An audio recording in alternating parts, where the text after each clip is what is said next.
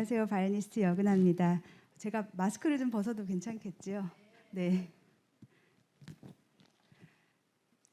네, 예전에는 연주할 때 악보를 챙겼나, 구두를 챙겼나, 드레스 챙겼나 이거를 확인했었는데 이제는 마스크를 챙겼나 이러고 무대에 올라가서는 마스크를 벗어야지 막 이러고 너무 챙길 게 많아졌습니다. 네, 정말 코로나 시대인데 이렇게 또 예배당 꽉 채우게 많이 와주셔서 너무 감사드리고요. 오늘 또 온라인으로 또 이렇게 보신다고 했는데 네, 온라인으로 보시는 많은 분들도 함께 해주셔서 감사합니다. 저는 목사님 소개해 주셨다시피 그 고종 시대 때, 조선 시대 때 네, 메리 스크랜턴 대부인의 양녀로 저희 중조 할아버지의 누나가 네, 양녀로 들어가셨어요.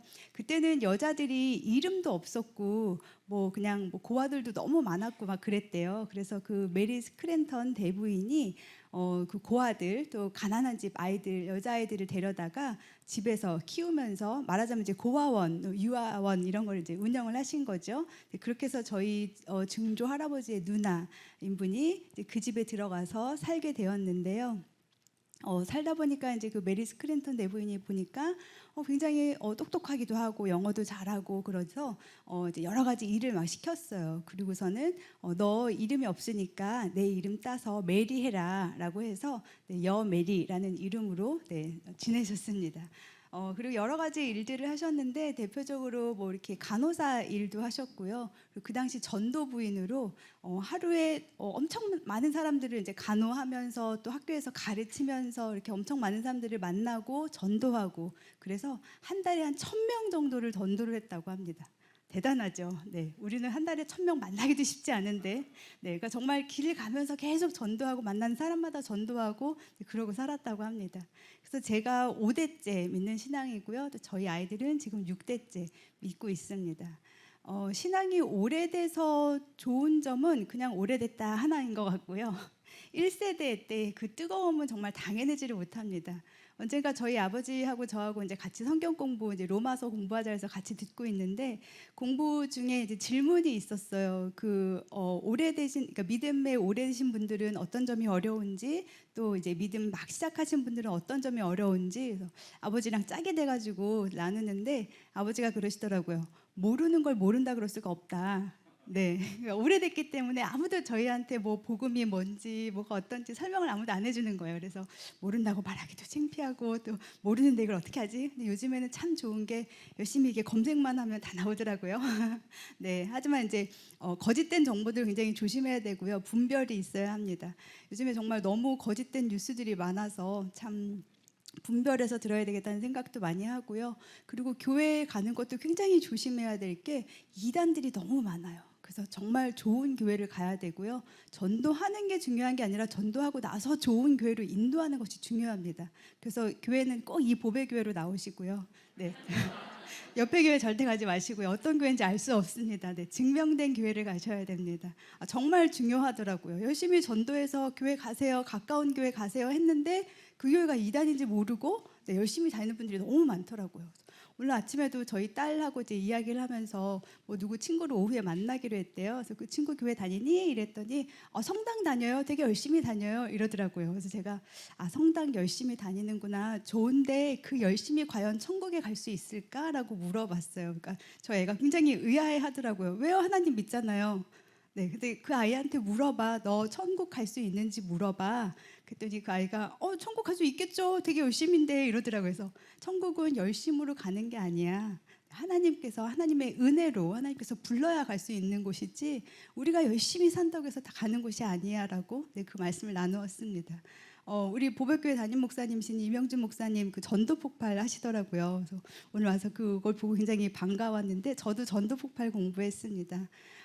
저는 이제 연주자기 때문에 너무 시간이 없어요. 연주하러 다녀야 되고 뭐 맨날 이제 강의해야 되고 시간이 없는데 전도 폭발 이제 저희 교회에서는 평신도 선교사 대학이 있거든요. 그래서 그거를 졸업을 하려면 뭐 엄청난 몇 년 동안 공부를 해야 되는데 전도 폭발도 그 공부 과정에 있었어요. 근데 전도 폭발 제가 그 본문 외우는 게 너무 싫어서 악보는 잘 외우는데 글씨는 잘 못 외웁니다.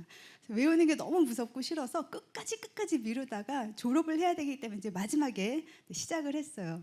근데 제가 전도 폭발 시작을 했는데 이게 너무 재밌는 거예요. 그리고 이제 그 질문지에 사람들에게 이제 물어보잖아요. 오늘 죽으면 천국 갈 수 있으신가요? 이 질문이 있어요. 근데 그 질문이 너무 재밌는 거예요. 사람들마다 정말 천차만별의 대답들을 하고요. 심지어 저와 함께 신앙생활을 오래 했던 분들도 그 질문에 답을 못 하더라고요. 굉장히 놀랐어요. 아, 정말 믿는 사람들한테도 이게 필요한 질문이구나라는 생각을 제가 했고요. 근데 너무 재밌게 공부를 했는데 어느 순간 제가 무대에 섰는데 너무너무 떨리는 거예요, 그 무대가. 그래서 제가 정말 이게 뭐 이렇게 어려운 무대도 아닌데 너무 떨었어요. 그래서 무대 전부터 떨기 시작해가지고 무대에 서서 연주하면서도 막 너무너무 손가락이 막 이렇게 떨려서 연주를 할 수 없을 정도로 너무 떠는 거예요. 그래서 하나님, 제가 왜 이렇게 떨고 있죠? 도대체 왜 이렇게 떨리는 거죠? 근데 정말 그 다음 무대에 연주를 할 수 없을 정도로 너무너무 떨렸어요. 그래서 도대체 왜 이렇게 떨리는 거지? 그리고 집에 왔는데 그 다음부터 제가 어깨가 너무 아파서 연주를 할 수가 없겠더라고요. 그래서 제가 생각을 했어요. 그럼 나는 이제 전도 폭발에 재미를 들렸으니까 연주를 그만하고 전도 폭발이나 열심히 하러 다녀야 되겠다. 사람들 만나서 복음을 전해야 되겠다라고 너무 쉽게 제가 바이올린을 포기를 해버렸어요. 저는 되게 어렸을 때부터 바이올린 했거든요. 그래서 제가 너무 쉽게 포기를 하고 그럼 이거 하지 마 이러고 이제 전도 폭발 하는 게 너무 재밌어서 열심히 사람들을 만나고 전도를 하고 다녔어요. 그런데 이제 어떻게 이게 잘 많은 분들이 같이 기도해 주시고 그래서 제가 어깨 아픈 거 이제 병원도 다니고 그래서 이제 어떻게 잘 나았어요, 병이. 그래서 다시 연주를 할 수 있게 되었는데 더 신기한 거는 전도 폭발 그 두 번째를 듣는데 그때는 거꾸로 제가 이제 몸이 아파서 바이올린 할 수 없는 게 아니라 연주가 너무 많아가지고 그것도 보통 연주가 아니고 무슨 예술의 전당, 세종문화회관 이런 큰 연주가 너무 많이 잡히는 거예요. 그래서 도저히 제가 실습을 하러 갈 시간이 없는 거예요. 그래서 그때 제가 깨달았어요. 와, 이거 완전히 방해구나. 전도를 못하게 하려는 방해구나. 처음에는 연주를 못하게 하더니 그 다음에 또 전도를 못하게 하고 그래서 제가 좋아하는 것들이 계속 방해를 하더라고요. 그래서 정말 전도라는 것이 하나님이 굉장히 기뻐하시는 거구나. 그 뜻은 뭐냐면 하나님이 정말 한 영혼 한 영혼을 너무 사랑하셔서 우리에게 그 목표를 주신 거예요. 우리에게 그 사명을 주신 거예요. 그래서 많은 사람들을 하나님께로 오게끔, 왜냐하면 하나님 지금 찾고 계신데 전할 방법이 없잖아요. 우리가 전해야 됩니다. 그리고 오늘 처음 오신 분들 너무 잘 오셨고요. 굉장히 하나님께서 오래오래 찾으신 그런 분들이십니다. 너무 환영합니다.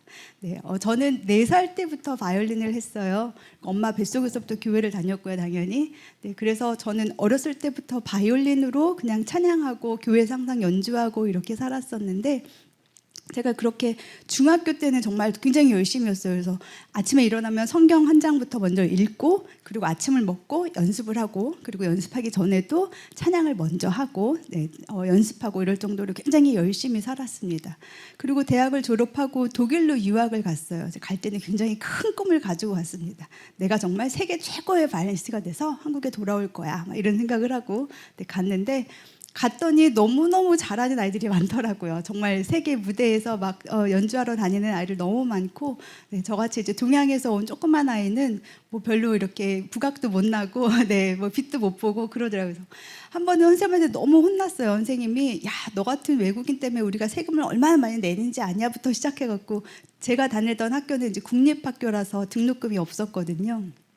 선생님이 막 연습도 더 많이 해와라, 독일어도 더 잘해야 된다, 막 너무너무 혼을 내시고 이제 제가 터덜터덜 집에 가는데 그 생각이 났어요. 바이올린 하지 말아야 되겠다. 내가 이 멀리까지 와서 왜 이렇게 선생님한테 구박을 받고 도대체 뭐 하는 거지? 나 한국 가면 다시 잘 살 수 있는데 편하게 잘 살고 있는데 도대체 왜 이렇게 구박을 받고 있는 거야? 생각을 했는데 바이올린 하지 말아야지라고 생각하니까 그 다음에 들은 생각이 그럼 나 기도할 일이 없어지네? 였어요. 왜냐하면 저는 그때까지 평생 해오던 기도가 하나님 바이올린 잘하게 해주세요. 하나님 오늘 무대에서 떨지 않게 해주세요. 오늘 틀리지 않게 해주세요. 그게 저의 기도였어요. 그 생각이 딱 드니까 그럼 난 하나님 왜 믿지? 라는 생각이 들었어요. 그때까지만 제가 20년 넘게 20 몇 살까지도 하나님이란 존재는 그저 나를 잘 살게 하는 분, 나를 그냥 건강하게 해주는 분, 나를 바이올린 잘하게 해주는 분, 그래서 내가 무대에 서면 내가 박수 받게 해주는 분, 이렇게 알고 있었더라고요. 그래서 그때 이제 바이올린 저의 인생의 모든 거였던 바이올린을 그만해야지라고 생각했을 때 그때 정말 저는 진정한 하나님을 만났고요. 저 때문에 그러니까 내가 잘 되기 위해서 그것 때문에 있은 그런 하나님이 아니고 정말 죽어서까지도 나와 함께 하시는 하나님을 그때 만났습니다. 그래서 정말 이렇게 내가 가장 좋아하는 거, 내가 가장 아끼는 거 이것을 논다고 생각했을 때 그때 정말 하나님을 만나는 것 같고요. 그거 다 부질 없어요, 사실. 하나님께서 걷어가시면 목숨도 부질 없고요, 자랑하던 부도 부질 없고요, 모든 게 다 날아가더라고요. 정말 내가 아무것도 없을 때의 마지막까지 붙들 수 있고 찾을 수 있는 것이 정말 하나님입니다. 그래서 그 하나님과 동행하기에 저는 정말 기쁜 삶을 살고 있고요. 그 기쁨을 아이들에게도 또 많은 분들에게도 친구들에게도 전하고 싶어서 계속 이렇게 복음 전하는 바이올리니스트로 살고 있습니다.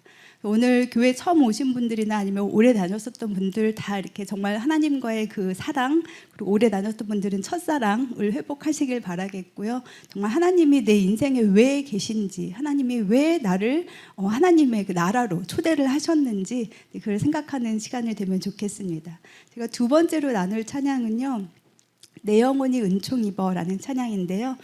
굉장히 저는 이제 정말 어렸을 때부터 하나님을 믿고 어렸을 때부터 교회에서 자랐지만 하나님을 다시 만나고 나서, 인격적으로 만나고 나서부터 정말 기쁜 삶을 살았어요. 그 전까지는 제가 박수 받으려고, 제가 인사 받으려고 그렇게 살았다면 그 나부터는 정말 저의 존재보다는 하나님의 영광을 위해서 이렇게 살았는데, 그 삶이 내가 박수 받을 때보다 훨씬 기쁘고 즐거운 삶이라는 것을 알아서 그 즐거움을 여러분들에게도 전하고 싶습니다. 정말 하나님의 은혜 아래에 있는 여러분들이 되기를 소망하면서 내 영혼이 은총 입어 찬양 나누도록 하겠습니다.